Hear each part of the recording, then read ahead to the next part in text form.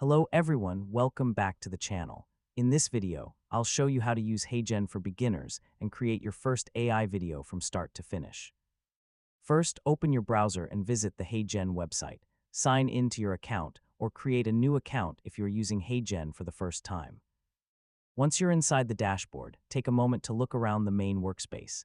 Here, you can create new videos, manage your previous projects, and access the different AI video creation tools. To start your first project, click the option to create a new video. HeyGen may give you several options, including AI avatars, templates, and other video creation methods.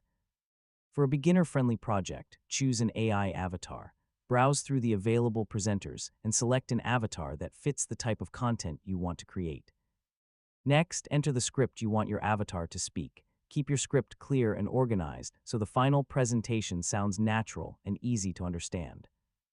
After adding the script, choose a suitable AI voice. Select the language and voice that best match your audience and video style. If voice customization options are available, adjust them to create a more natural presentation. Now customize your video by changing the background, adding text, and adjusting the layout. You can organize the different elements to make your video look clean and professional. Before generating the final video, preview your project carefully. Check the avatar movements, pronunciation, voice, timing, and overall design.